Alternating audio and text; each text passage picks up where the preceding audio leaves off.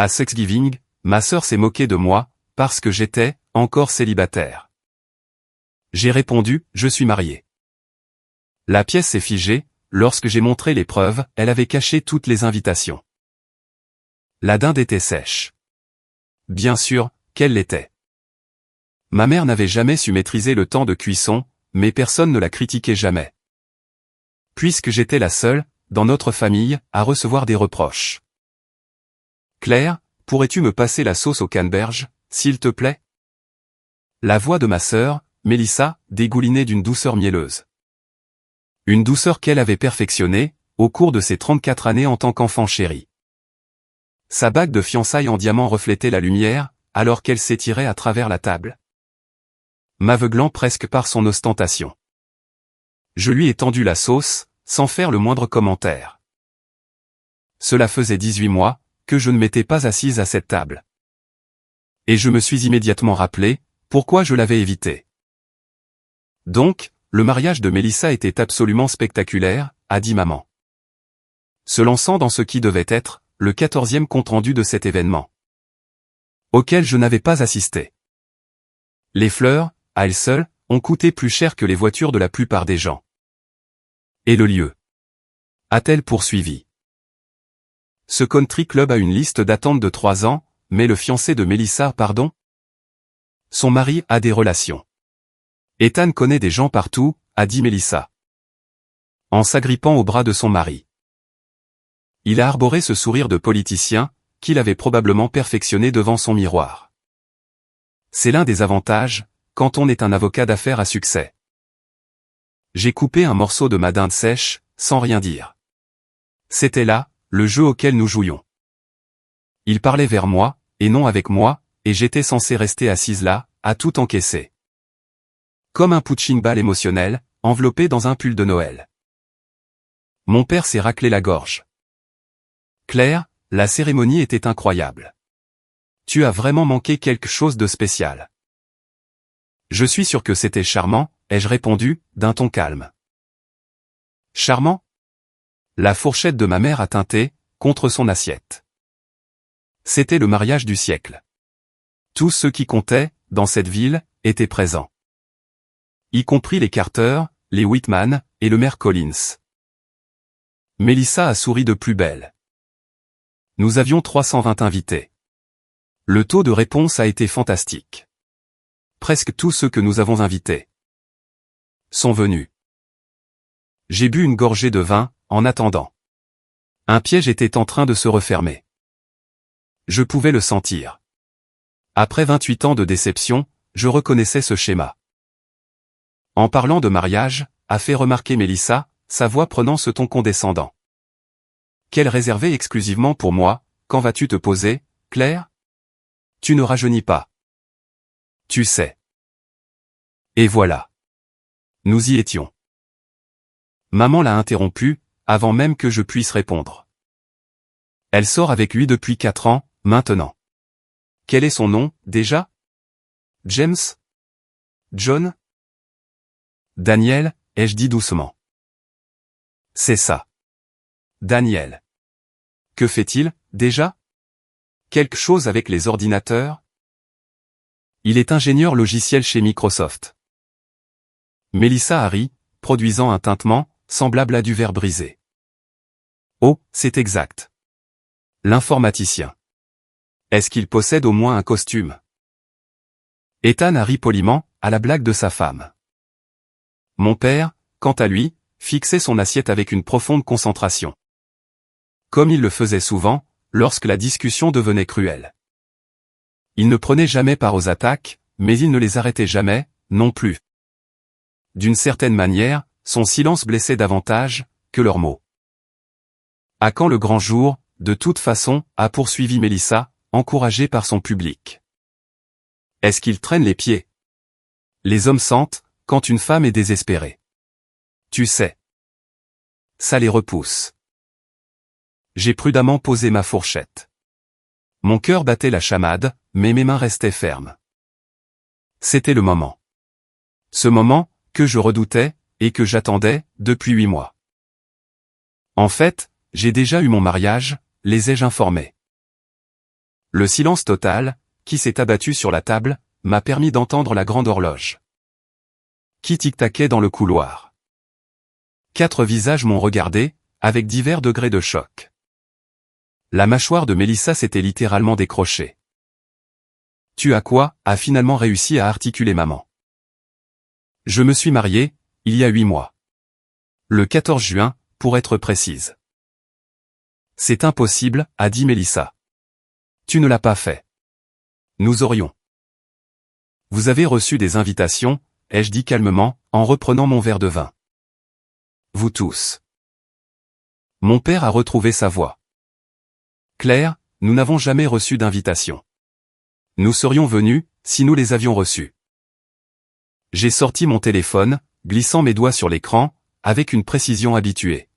« Laissez-moi vous montrer quelque chose. » Je gardais ces captures d'écran depuis des mois, attendant ce moment précis. La première montrait les informations de suivi postal certifié.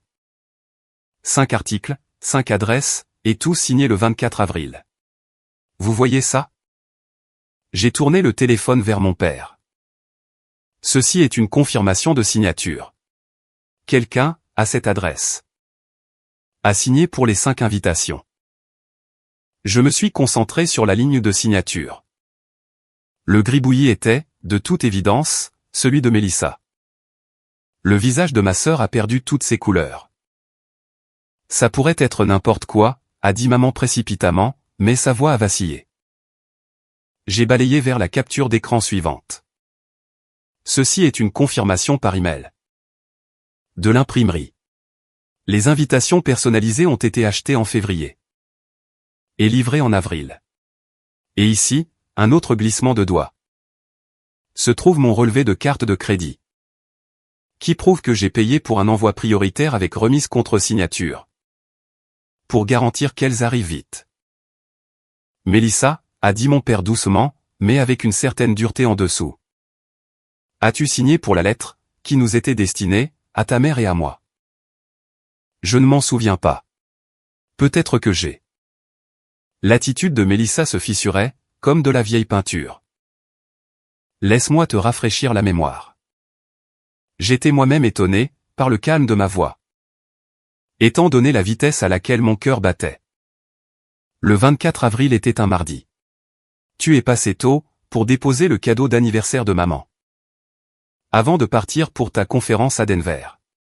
Tu as proposé de récupérer le courrier. Pendant que tu étais là. Comment peux-tu te souvenir de ça, a exigé Ethan, ses instincts d'avocat prenant le dessus. Pour protéger sa femme. Parce que j'ai contacté maman, cet après-midi-là. Pour vérifier si elle avait eu l'invitation. Elle a déclaré qu'aucun courrier n'était arrivé. À part quelques catalogues. Cela m'a semblé bizarre. Sachant que le suivi indiquait une livraison à 10h42. Plus tard, quand j'ai étudié la signature. J'ai tout de suite reconnu l'écriture de Mélissa. Le visage de Mélissa était passé de la pâleur, au cramoisi. Tu m'as fait enquêter dessus?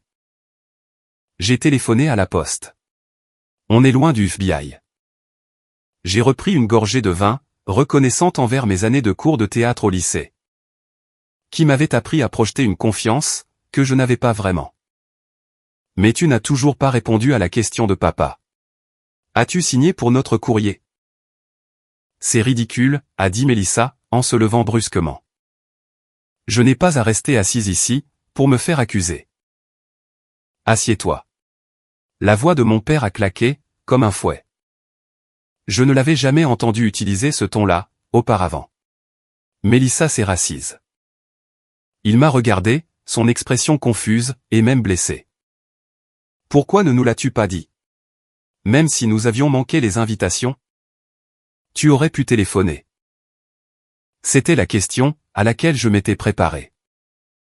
Je l'avais pratiqué en thérapie, pendant des semaines, avant d'accepter d'assister à ce dîner. J'ai appelé, ai-je dit, ma voix toujours calme. Plusieurs fois. La première fois, c'était le 4 mai, après 4 semaines de silence radio. Maman? Tu m'as dit que tu étais très occupée, par les préparatifs de la fête de fiançailles de Mélissa. Et que tu me rappellerais. Tu ne l'as pas fait. Maman a ouvert les lèvres, pour protester, mais j'ai insisté. J'ai rappelé le 11 mai, je suis tombé sur la messagerie, et j'ai laissé un message. Disant que j'étais angoissé, car le mariage n'était plus que dans 6 semaines. Et je n'avais de nouvelles de personne. Personne n'a rappelé. J'ai ouvert mon journal d'appel. Je sauvegarde mes relevés téléphoniques, depuis des mois, juste pour ce moment précis. Le 18 mai, j'ai appelé le portable de papa, et je suis tombé sur son répondeur.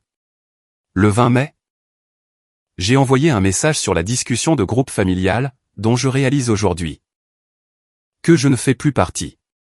J'ai contacté la ligne fixe de la maison, à 3 reprises. Le 25 mai. Le 29 mai, nous avons envoyé un email à tout le monde. Nous n'avons jamais reçu de mail, a affirmé maman. Parce que Mélissa a accès à l'adresse email familiale, et qu'elle l'a supprimée. J'ai fixé ma sœur, qui était devenue extrêmement immobile.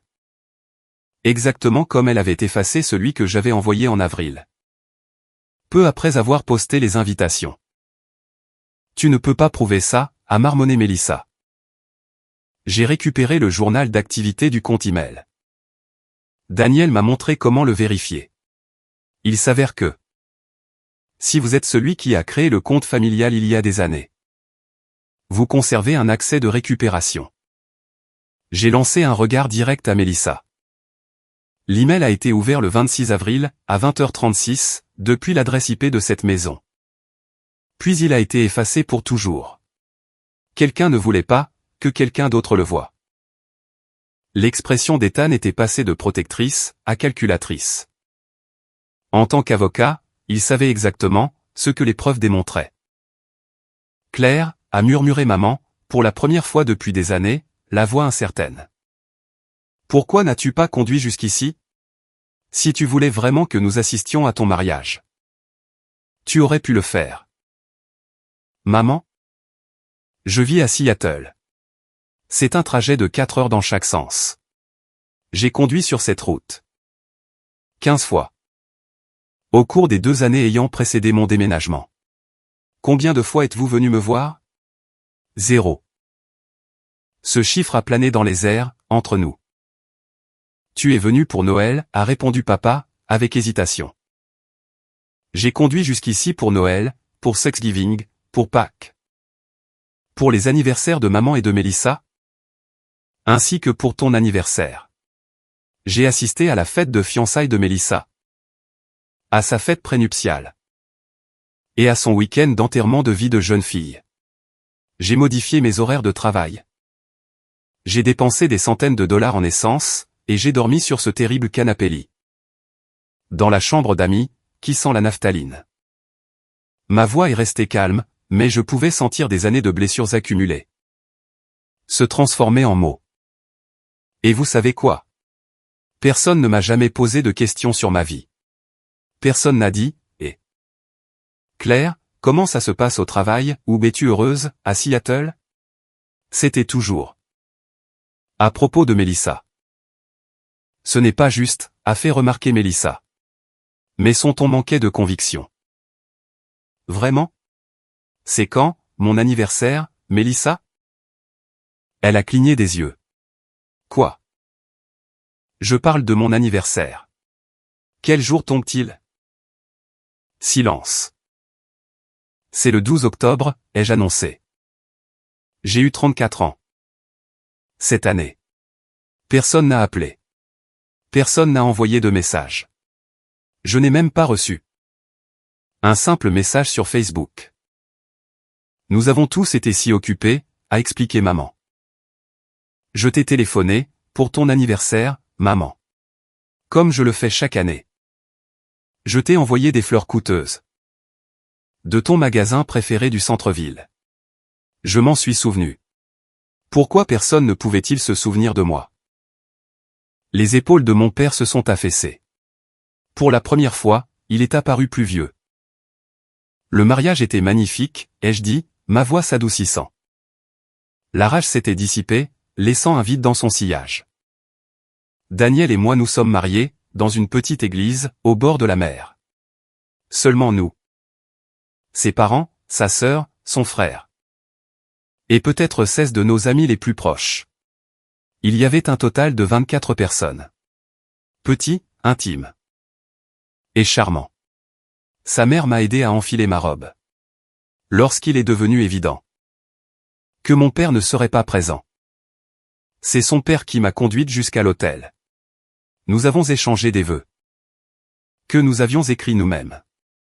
Ensuite, nous avons dîné dans cet incroyable restaurant de fruits de mer, surplombant le lac. J'ai affiché une photo sur mon téléphone, montrant Daniel et moi en train de rire. Mon voile volant dans l'air côtier.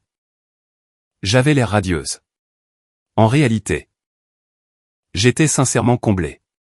Nous avons passé notre lune de miel à Hawaï. Pendant 3 semaines. À Maui. C'était exceptionnel. J'ai fait défiler des photographies de coucher de soleil, de plage, de nous deux nageant. Faisant de la randonnée, et vivant tout simplement. Dans un endroit où personne ne me comparait à qui que ce soit. Les 3 meilleures semaines de ma vie, à vrai dire. Le mariage, ainsi que la lune de miel. Maman a tendu la main vers le téléphone, mais je l'ai repris. Je n'ai pas terminé. Claire, s'il te plaît. J'ai besoin de dire quelque chose. J'ai besoin de dire cela, depuis des années. J'ai jeté un regard à chacun d'entre eux, à tour de rôle. Quand Mélissa s'est fiancée, maman a immédiatement commencé les préparatifs. Vous vous souvenez? Tu as appelé les fournisseurs. Le soir même. Tu as créé un tableau Pinterest. Tu t'es investi corps et âme. Pour rendre sa journée exceptionnelle. Savez-vous ce que j'ai ressenti? Vous regardez vous soucier autant de son bonheur. Tout en traitant le mien, comme une simple pensée secondaire. Nous vous aimons toutes les deux, de la même manière, a insisté maman. Mais ces mots semblaient vides. Vraiment? Parce que, de là où je suis assise. C'est toujours le spectacle de Mélissa. Mélissa la pom-pom girl. Mélissa la reine du bal. Mélissa la présidente de la sororité. Mélissa? Qui a obtenu son diplôme avec la mention très bien. Mélissa? Qui a épousé un riche avocat. Pendant ce temps. Je suis simplement Claire. Claire a un travail normal, et une existence ordinaire à Seattle. Où personne ne lui rend jamais visite. Tu n'as jamais semblé vouloir, les mêmes choses que Mélissa voulait, a répondu papa, doucement. Et cela me rend moins digne, de votre attention et de votre amour? J'ai secoué la tête. J'ai obtenu un master en sciences de l'environnement. Je travaille avec une organisation caritative. Qui a un impact réel sur les politiques de conservation de l'eau. J'ai acheté mon propre appartement. Sans le soutien de personne. J'ai construit une vie dont je suis fier, et pourtant. Vous ne m'avez jamais posé de questions à ce sujet. Savez-vous au moins ce que je fais de mes journées? Encore du silence. J'analyse les modèles de consommation d'eau, et je développe des modèles de durabilité. Pour les municipalités. Je vous l'accorde. Ce n'est pas glamour. Cela ne me rendra pas riche. L'année dernière, cependant. 40 villes ont approuvé des lois. Sur lesquelles j'ai aidé à enquêter. Des millions de personnes bénéficient aujourd'hui. D'un meilleur accès à l'eau potable. Grâce au travail que j'ai accompli. Je suis fier de cela. Je suis fier de la vie que je me suis bâtie. Nous sommes fiers de toi, aussi, a murmuré maman. Mais elle ne parvenait pas à soutenir mon regard. L'êtes-vous? Alors, pourquoi Mélissa a-t-elle jeté mes invitations de mariage? Tous les regards se sont tournés vers ma sœur. Elle était restée silencieuse, pendant de longues minutes. Son visage passant par toutes les nuances de rouge et de blanc. Maintenant, elle semblait acculée. Je n'ai pas, a-t-elle commencé, puis elle s'est arrêtée. Très bien. Très bien, je les ai prises, mais vous ne comprenez pas. Alors, explique-le-moi. Ça devait tourner, autour de mon mariage. Les mots ont jailli d'elle, comme un bouchon de champagne. Pour une fois, j'étais censé être le centre de l'attention. Sans que tu essaies de me voler la vedette. J'ai sincèrement éclaté de rire. Je n'ai pas pu m'en empêcher. Te voler la vedette? Mélissa, je suis invisible depuis des années. Comment aurais-je pu? Ne serait-ce que. Tu le fais toujours. Tu parais humble et modeste, mais ensuite, tu utilises ces stratagèmes. Pour que les autres aient pitié de toi. Oh. La pauvre Claire. Personne ne la remarque. C'est de la manipulation. J'ai envoyé des invitations, pour mon mariage. En quoi cela relève-t-il de la manipulation? Le timing. Mélissa était de nouveau debout, sa voix augmentant jusqu'à un volume. Qui a probablement alarmé les voisins. Mon mariage a eu lieu en septembre. Tu as programmé le tien, pour juin. Tu essayais de m'éclipser. En te mariant la première. La logique était tellement tordue, que je parvenais à peine, à la comprendre. Mélissa, tu t'es fiancée en janvier. Tu sortais avec Ethan, depuis 6 ans. Avant ça. Daniel m'a demandé en mariage en décembre, et nous avons prévu un mariage estival. Puisque nous apprécions tous les deux le bord de mer, en juin. La date de ton mariage n'a rien à voir avec la mienne. Tu as toujours été jalouse de moi. Jalouse? Le mot avait un goût étrange. De quoi, exactement? De tout ce que j'ai. Le mari parfait, la grande maison, le respect au sein de cette communauté. Je ne veux rien de tout ça, ai-je répondu, et j'ai réalisé que je le pensais vraiment. Je ne veux pas, d'une grande maison dans cette ville. Je ne veux pas siéger à des conseils d'administration d'œuvres caritatives. Ni rejoindre un country club. Je voulais juste ma famille. À mon mariage. Je voulais que vous me voyiez heureuse. Eh bien, tu aurais dû faire plus d'efforts, pour t'assurer que nous recevions les invitations. A répliqué ma mère.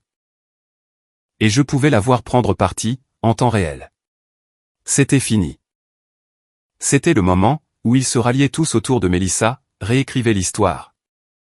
Pour faire de moi la méchante, et continuer comme si cette discussion n'avait jamais eu lieu. J'avais déjà vu ce film, auparavant. Je savais comment il se terminait. Mais cette fois-ci, j'avais le choix, rester pour le générique de fin, ou simplement partir. Tu as raison, ai-je répondu, en me levant pour attraper mon sac à main. J'aurais dû faire plus d'efforts. J'aurais dû me présenter à votre porte. Et vous forcer à me reconnaître. Mais savez-vous quoi? Je suis fatigué d'essayer.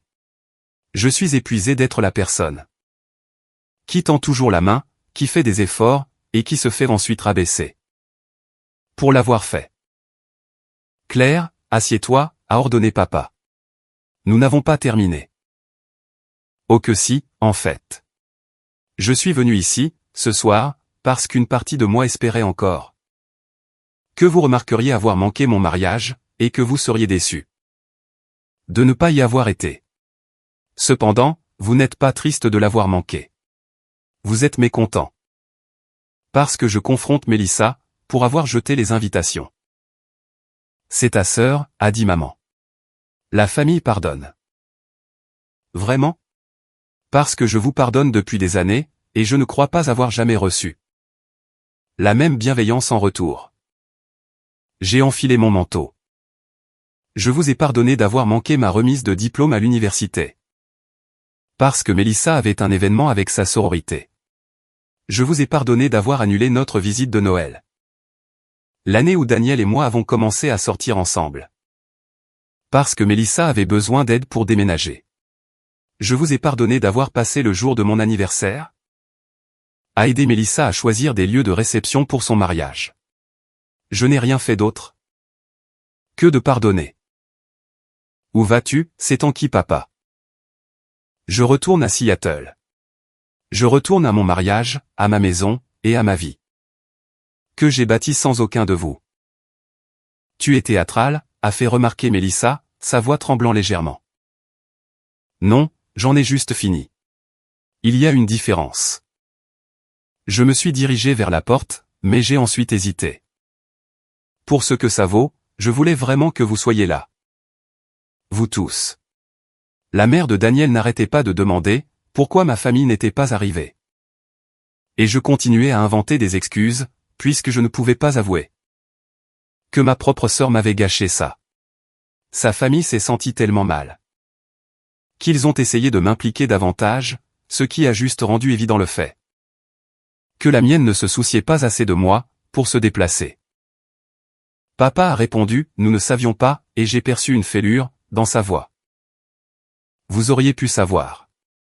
Vous aviez mon numéro de téléphone, mon email et mon adresse. Si vous aviez voulu faire partie de ma vie, vous auriez pu l'être. Mélissa ne l'a pas véritablement empêché. Elle vous a essentiellement donné l'autorisation de continuer à faire ce que vous faisiez déjà, me traiter comme si je n'avais aucune importance. J'ai ouvert la porte.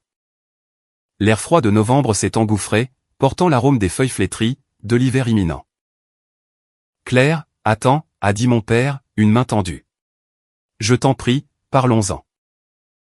Nous en avons discuté. Ou plutôt, j'ai parlé, pendant que vous trouviez des excuses. J'ai fait un pas sur le porche. Savez-vous quelle est la chose la plus triste? Daniel m'a demandé. Si je voulais vous inviter pour Thanksgiving. Chez ses parents. Sa famille souhaitait rencontrer la mienne. J'ai refusé. Car je savais que vous seriez tous ici, pour célébrer Mélissa. Je suis venu malgré tout. Car j'avais le sentiment de vous devoir une dernière opportunité. J'avais tort. Tu ne peux pas juste tourner le dos à ta famille, a fait remarquer maman. À travers l'embrasure de la porte. Regardez-moi faire.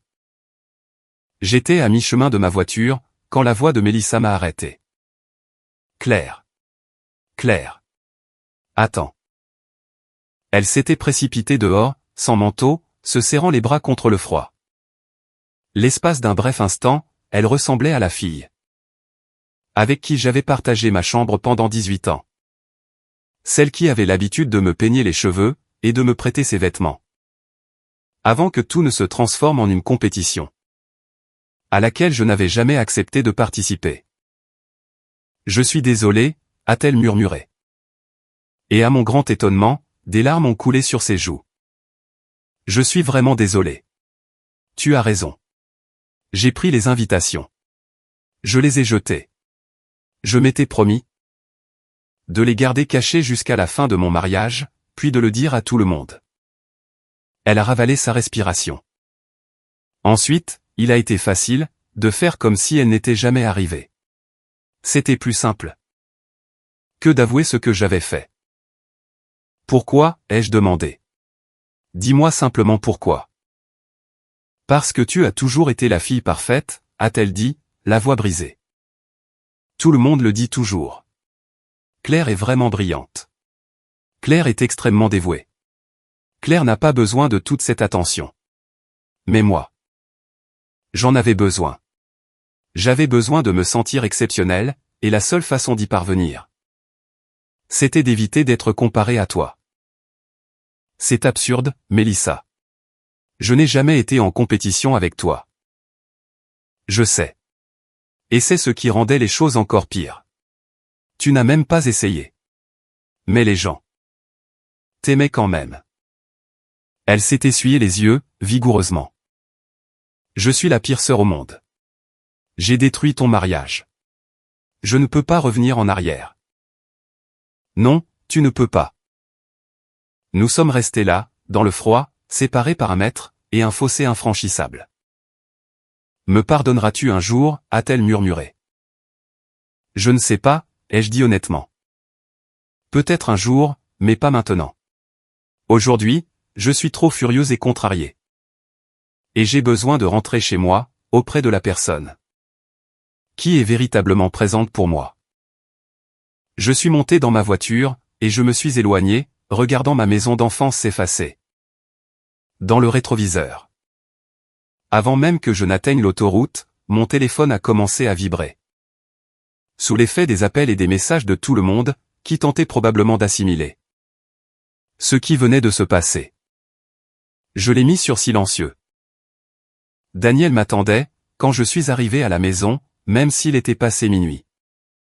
Il m'a jeté un seul regard, et m'a attiré dans ses bras. C'est si terrible que ça, a-t-il demandé. Pire, mais aussi bien mieux. Je crois que j'ai enfin pu exprimer ce que j'avais besoin de dire. Je suis fier de toi. Je suis fier de moi, aussi. Je me suis reculé, pour le regarder. Ta famille célèbre-t-elle toujours Thanksgiving, demain? Bien sûr. Maman demande déjà, à quelle heure nous allons arriver. Alors, c'est notre famille, maintenant, ai-je expliqué. Celle qui veut réellement de nous. Je n'ai pas pu fermer l'œil de la nuit. Chaque fois que je fermais les yeux, je revoyais leurs expressions autour de la table, le choc, l'incrédulité, et le regard terrifié de maman. Lorsqu'elle a compris qu'elle ne pouvait pas changer l'histoire. Je n'arrêtais pas de repasser en boucle les aveux de Mélissa sur le porche, cherchant de la sincérité dans ses larmes. Le pensait-elle vraiment, ou n'était-ce qu'une nouvelle performance? Une tentative de limiter les dégâts, pour sauver sa réputation d'enfant prodige? Daniel m'a trouvé vers 3 heures du matin, assis sur notre balcon dans le froid. Enveloppé dans une couverture, le regard perdu dans le vide. Tu n'arrives pas à éteindre ton cerveau, s'est-il enquis, en se glissant sur la chaise. À côté de moi. Je n'arrête pas de penser à ce que Mélissa a dit. Sur le fait que je sois la fille bien. En quoi est-ce logique? Ils l'ont traitée comme une reine. Toute ma vie. Les récits internes des gens ne correspondent pas toujours à la réalité. Il s'est penché vers moi, et a pris ma main.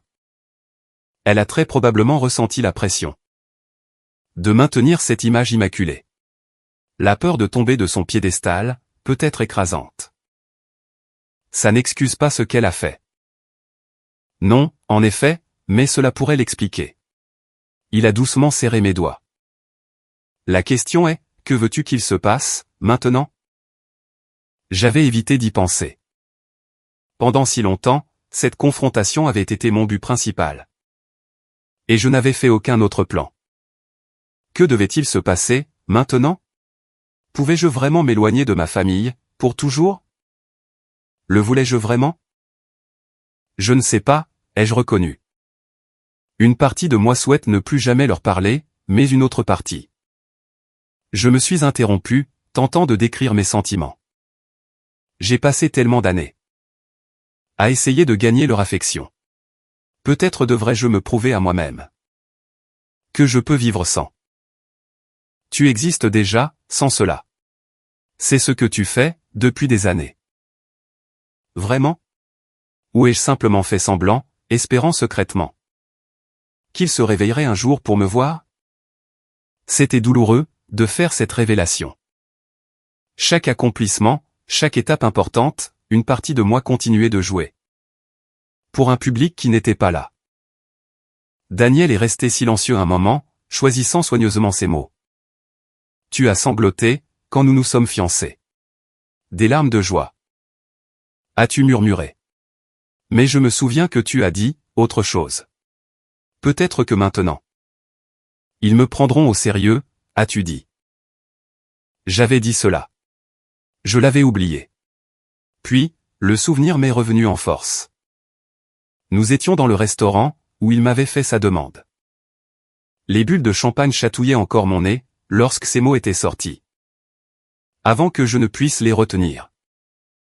Je voulais qu'il soit à notre mariage, parce que je pensais que cela prouverait, enfin, que je méritais qu'il se déplace, ai-je expliqué lentement, la réalité s'imposant à moi.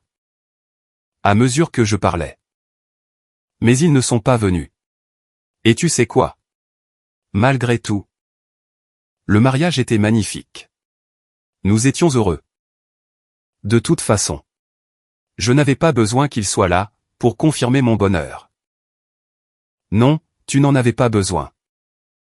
Alors, pourquoi est-ce que ça fait encore si mal?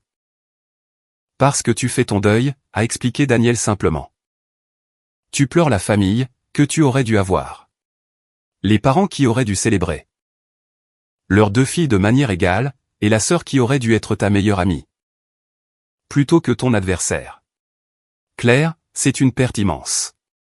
Tu as le droit de ressentir cela. Je me suis autorisé à pleurer de bon cœur, pour la première fois.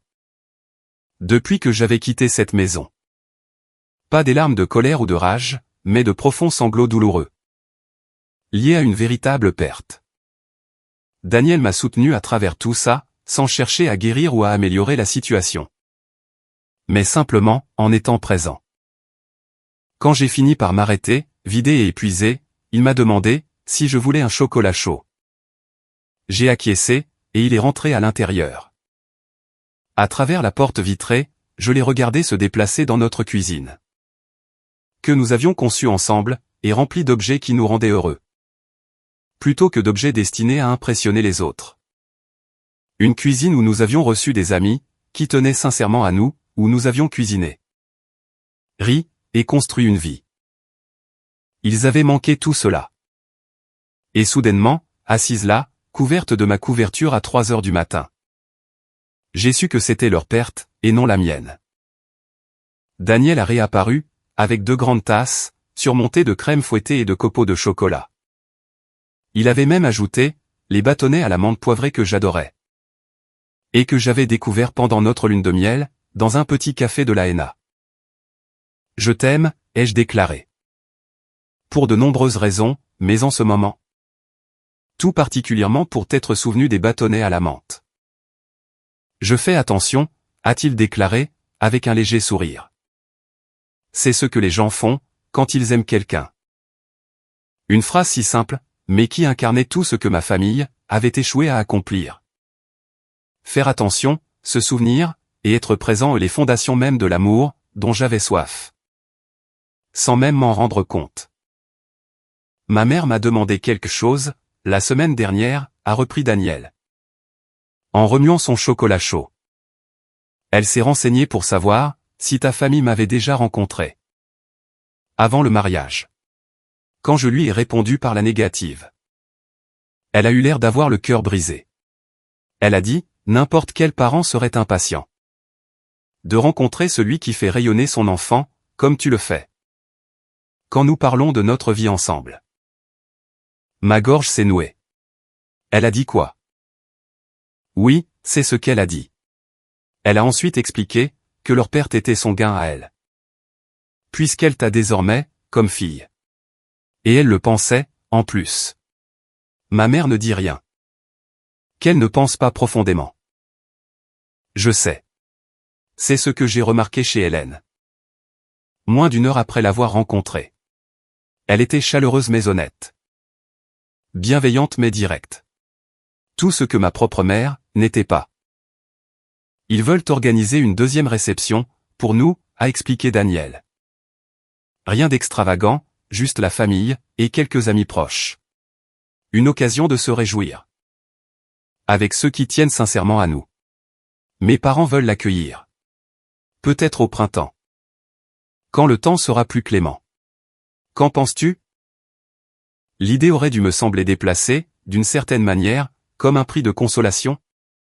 Mais ce ne fut pas le cas. Cela m'a paru être un véritable cadeau. Je trouve que ça a l'air parfait, ai-je commenté.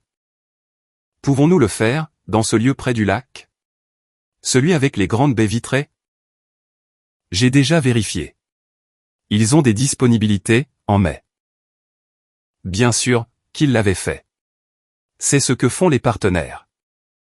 Ils anticipent les besoins, prennent des dispositions, et se montrent présents. À chaque fois. Nous avons patienté sur le balcon, jusqu'à ce que l'aube commence à teinter le ciel. De rose et d'or. Quelque chose de fondamental a changé en moi, durant ces heures silencieuses. La rage et la blessure persistaient, mais je n'avais plus l'impression qu'elles me dévoraient de l'intérieur. Elles sont devenues quelque chose que je portais, plutôt que quelque chose qui me transportait.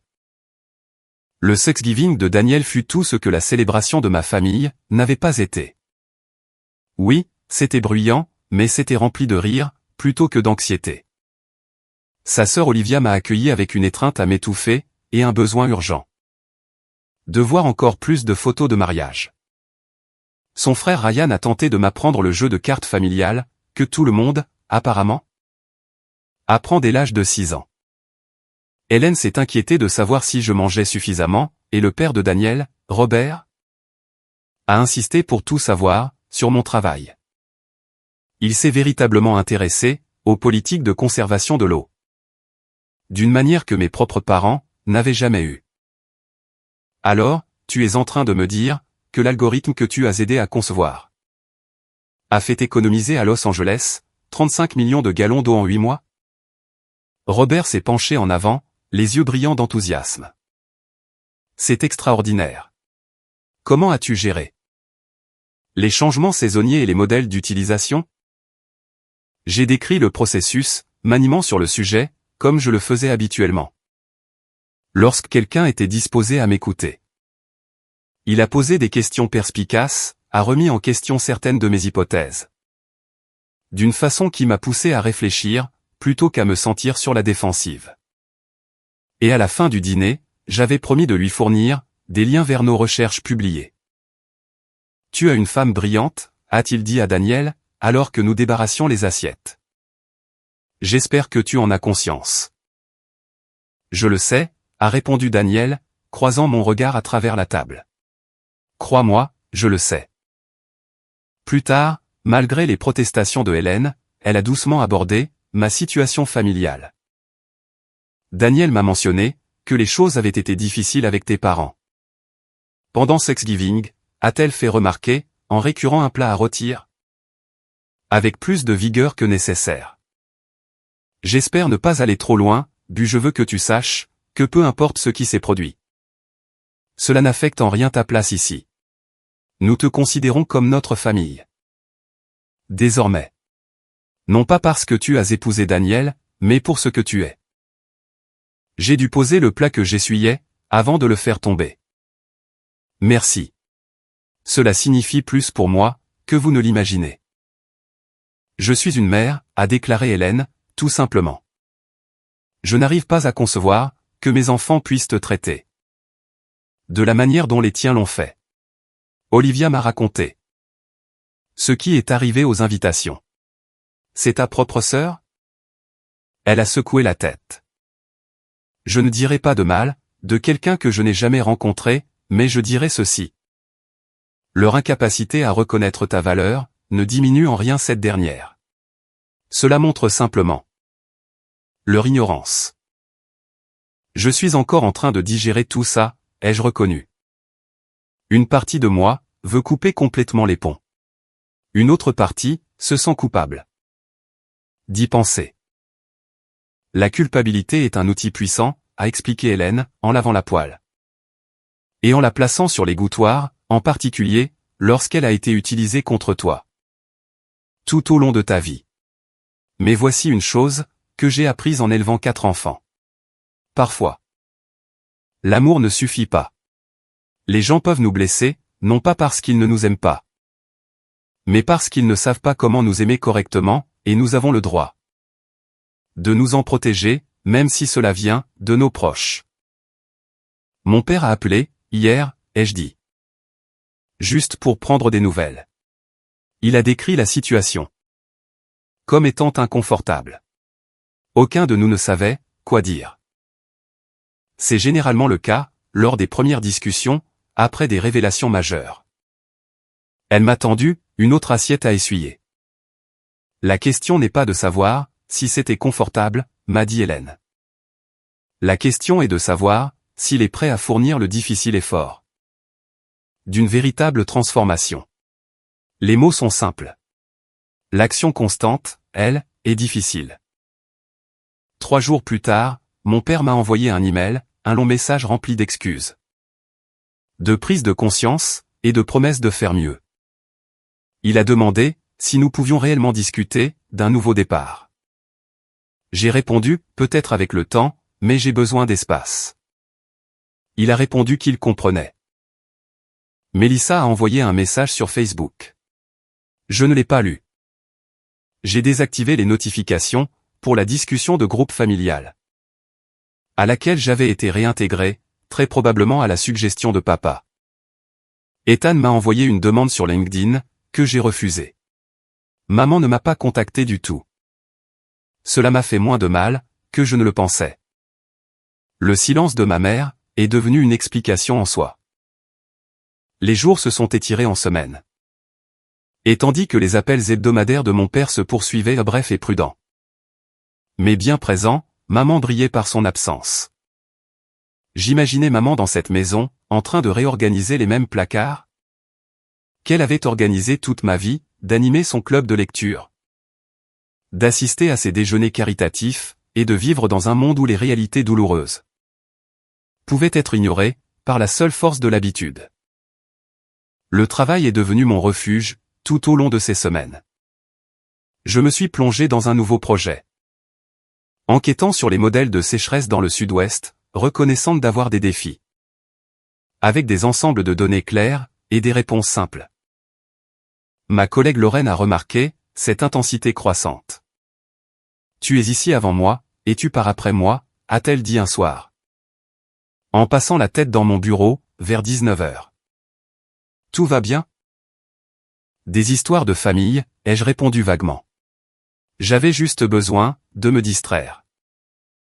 Elle s'est assise de l'autre côté de mon bureau, sans y être invitée. Ce que j'appréciais généralement. Veux-tu en parler ? Étonnamment, oui, j'en avais envie. Je lui ai tout raconté, le mariage, les invitations, et la confrontation de Thanksgiving. Lorraine a écouté sans m'interrompre, son visage passant du choc, à la fureur, puis à quelque chose ressemblant à de la compréhension. Ma sœur et moi, ne nous sommes pas parlé pendant 3 ans, a-t-elle ajouté, lorsque j'ai terminé. Pour une raison différente. Elle m'avait emprunté de l'argent, et ne l'avait jamais remboursé. Puis elle s'est comportée comme si j'étais la coupable. Pour l'avoir évoqué. Mais la dynamique était comparable. Elle était la préférée. J'étais une pensée secondaire. Nos parents étaient toujours de son côté. Comment cela s'est-il résolu, ai-je demandé. Ça ne s'est pas résolu, en fait. Elle s'est finalement excusée. Et nous avons maintenant une relation polie. Mais uniquement en surface. Nous ne serons jamais aussi proches que nous l'étions enfants.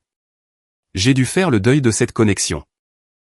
Et accepter que la sœur que je désirais, n'existait plus. Peut-être même. N'a-t-elle jamais existé de la manière, dont je m'en souviens? Est-ce que ça fait encore mal, parfois, ai-je demandé. Lorraine a reconnu, surtout pendant les fêtes, ou lorsque je rencontre d'autres sœurs. Qui sont aussi des amis. Mais j'ai créé ma propre famille, mon mari, nos amis. Et mes proches choisis. Ils sont présents pour moi, d'une manière que ma famille de sang ne l'a jamais été. Elle s'est levée, et s'est étirée. Donne-toi le temps de réfléchir à ce que tu souhaites pour l'avenir. Et ne laisse personne te faire culpabiliser pour que tu pardonnes, avant d'être prête. Ces sentiments faisaient écho à ceux de Hélène, reflétant la sagesse commune des femmes. Qui avait appris à fixer des limites, à la dure. Je me demandais combien de personnes portaient ces cicatrices. Souriant lors des événements familiaux, tout en saignant lentement, de coupures invisibles. Ce week-end-là, Daniel et moi avons organisé un dîner.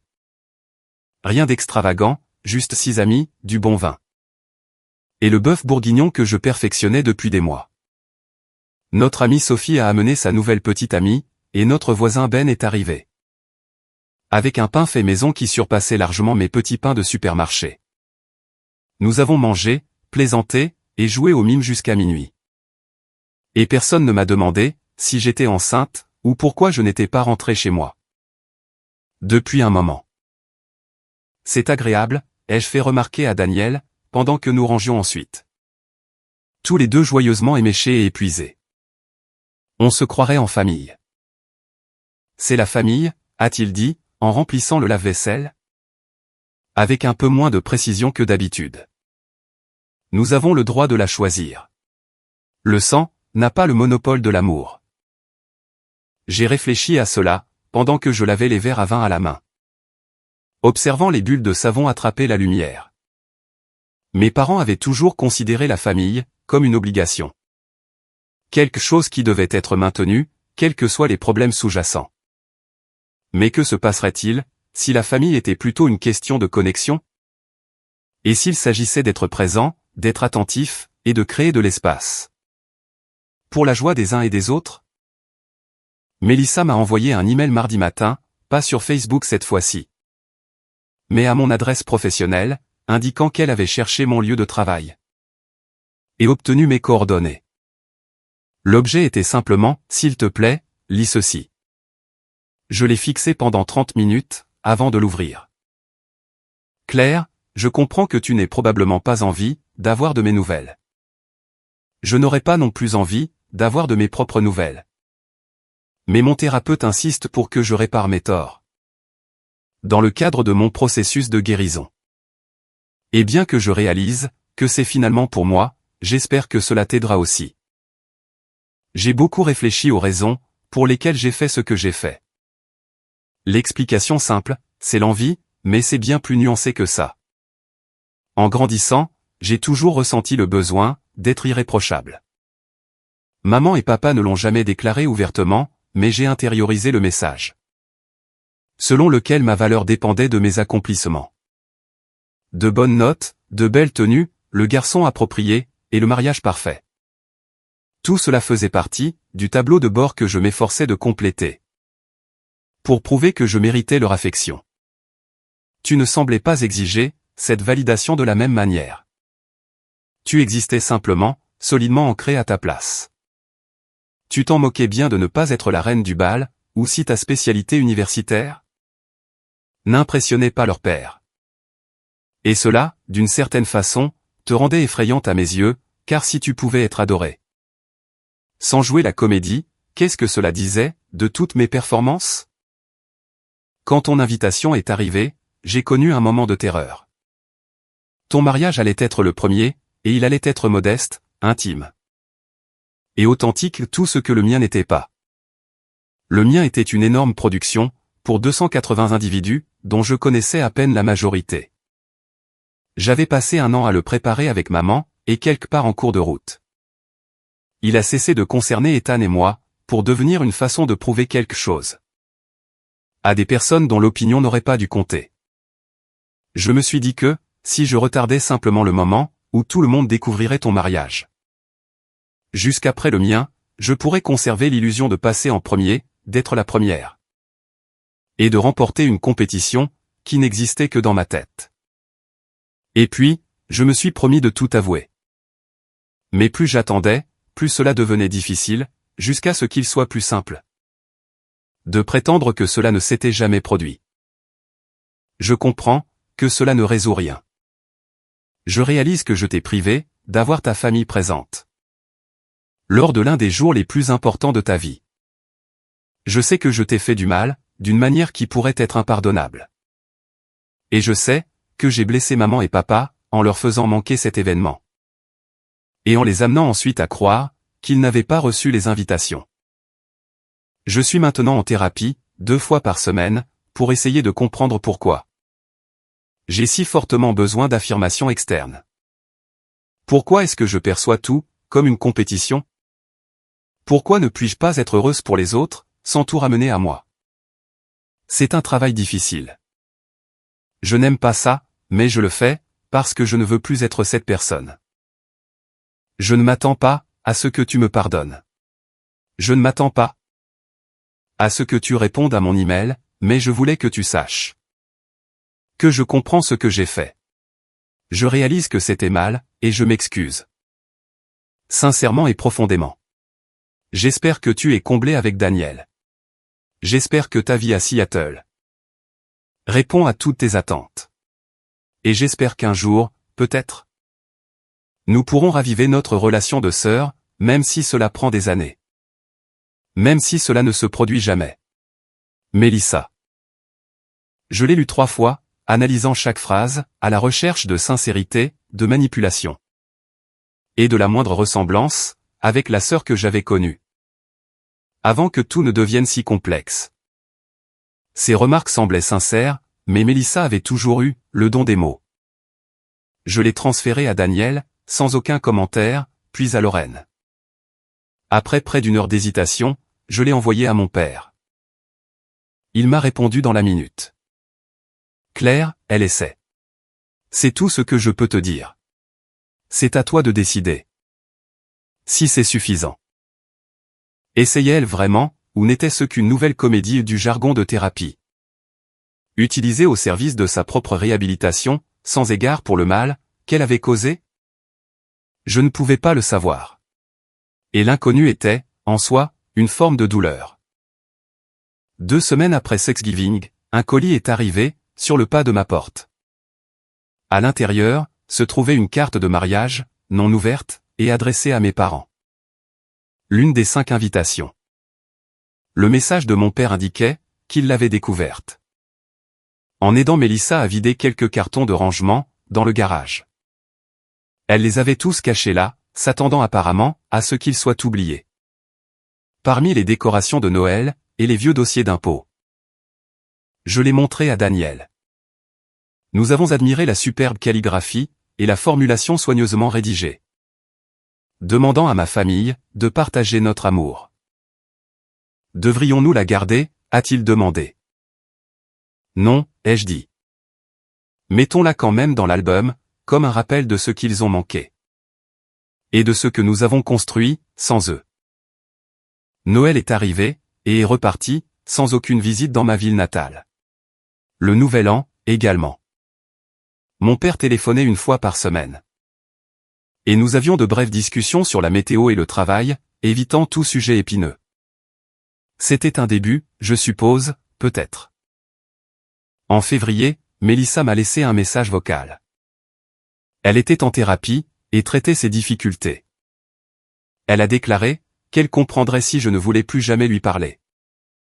Mais qu'elle essayait de s'améliorer. Elle espérait que j'étais heureuse. Je l'étais. En mars, maman a fait une chute, et s'est fracturé la hanche. Papa a appelé, la voix éraillée par la fatigue, pour me demander si je pouvais venir l'aider. Avant de prendre la route, j'y ai beaucoup réfléchi, plus que je n'aurais probablement dû. Non pas parce que j'avais pardonné quoi que ce soit, mais parce que je choisissais d'être présente. Après des années à ne pas être sollicité correctement. Quand je suis entré, dans cette chambre d'hôpital, maman a versé de véritables larmes. Pas le genre de larmes artificielles, pour lesquelles elle était si douée. Elle s'est excusée, de ne pas avoir été la mère dont j'avais besoin. Elle a déclaré qu'elle avait repensé à toutes les fois où elle m'avait fait défaut. Alors qu'elle était allongée dans ce lit d'hôpital, sans rien d'autre à faire, que méditer. Peut-être qu'elle le pensait vraiment. Peut-être que c'étaient les analgésiques, qui parlaient. Je ne le savais pas. Et je me suis surprise moi-même, en réalisant que je n'avais pas besoin de le savoir dans l'immédiat. Je suis là, les jeux informés. C'est suffisant, pour aujourd'hui. Mélissa est arrivée, ce soir-là. Nous nous sommes assises, de part et d'autre du lit de maman, sans nous parler directement. Mais sans nous ignorer, non plus. De petits pas. Je suis resté pendant 4 jours, pour aider papa avec l'entretien de la maison. Pour gérer les compagnies d'assurance, et pour organiser les ordonnances de médicaments. Le dernier jour, il m'a serré fort dans ses bras, et m'a remercié d'être venu. Tu n'y étais pas obligé, a-t-il dit doucement.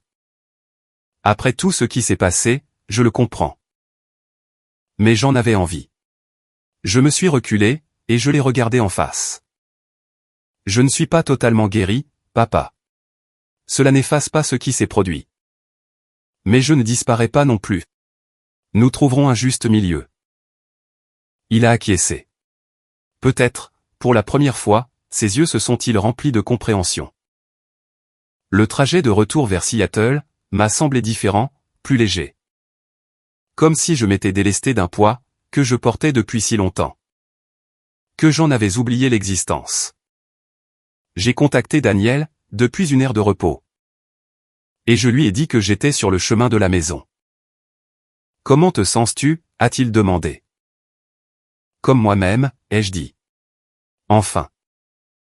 Cela, plus que toute autre chose, était une excellente raison de célébrer.